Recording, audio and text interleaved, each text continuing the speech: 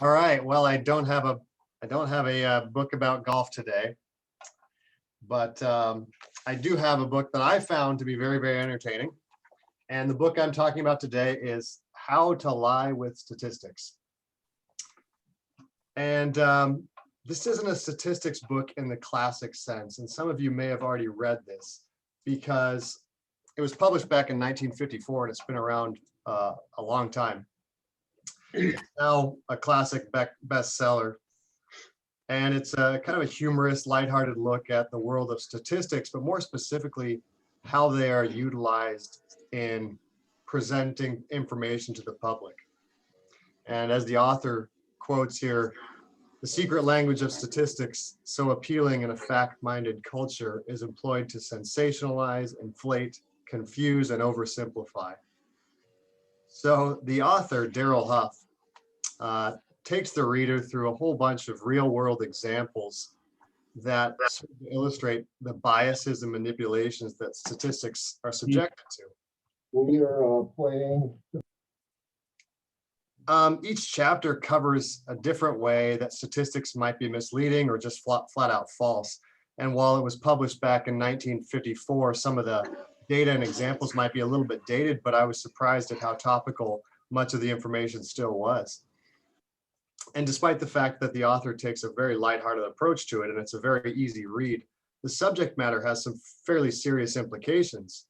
We live in a world that is obsessed with statistics, right? Important sounding figures and numbers are used to dramatically impact and sway public opinion on any number of societal or even political issues. And so it's important for the public to arm themselves with knowledge to defend against the never-ending stream of misused, misapplied, or misleading statistical information thrown at them, right?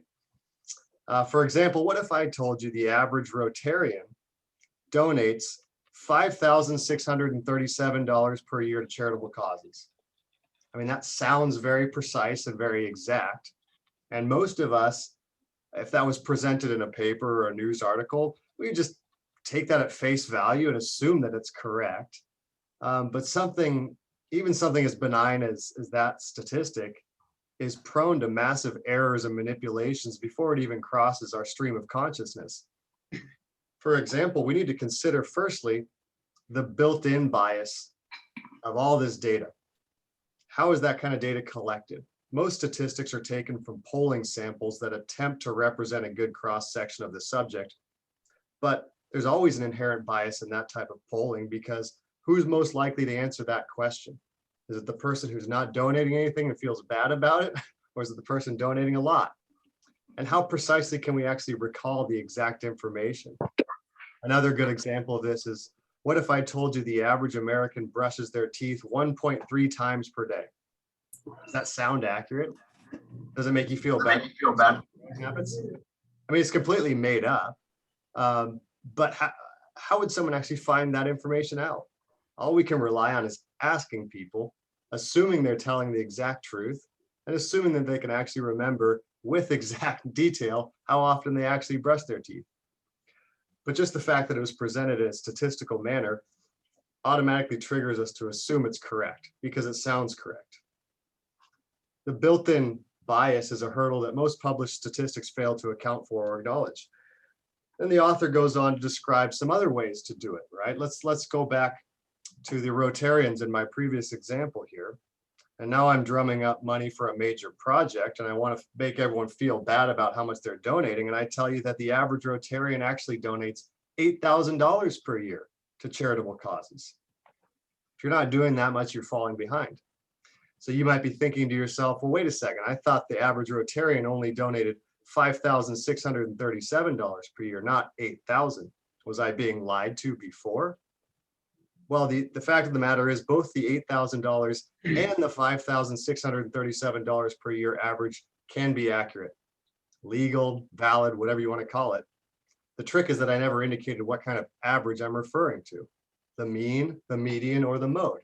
All of these are different accepted forms of average, but they have dramatically different results depending on the sample size we're using.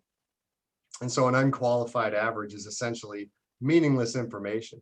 yet it's used almost every single day to justify any number of things. Think back to the last time you read a statistics in a news article about the average of anything.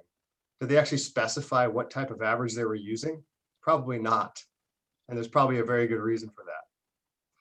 I don't want to go into too much additional information about the information in the book, but that's sort of the types of examples the author will use. And he even goes into further detail about how the illustrations and the presentation of statistical information can be used to alter data. A classic of why correlation is not causation, even though almost all of us are prone to that error, and how the semi-attached figure can be used with deadly effect. As Mr. Huff puts it, if you can't prove what you want to prove, demonstrate something else and pretend that they're the same thing. In the days that follows the collision of statistics with the human mind, hardly anybody will notice the difference. The good news is, though, he finally gives you 5 questions that you can ask any statistic in order to put its validity to the test. But the whole book is full of really entertaining writing and prose, and it makes you feel good reading it, as odd as that might sound. It also contains some really useful information, and it occasioned more than a few eye-opening tricks of statistics, even for someone like me, sort of trained in that world. And my training through college was in engineering and statistical analysis. And so it's been around for a long while, and it's garnered some high praise from some really big names in the world. So the point of the book, though, is not to make you dismiss statistical information, right? Rather, it's intended to equip the reader with tools necessary to be a better judge of statistical validity and to spot some of the common ways statistics are skewed by biases. And as the author writes, this book is a sort of primer in ways to use statistics to deceive. It may seem altogether too much like a manual for swindlers. Perhaps I can justify it in the manner of the retired burglar, whose published reminiscences amounted to a graduate course on how to pick a lock and muffle a footfall. The crooks already know these tricks. Honest men must learn them in self-defense. So I found this book wildly entertaining, and I'm going to revisit it again in the near future here because it is really informational and it's an entertaining read. So How to Lie with Statistics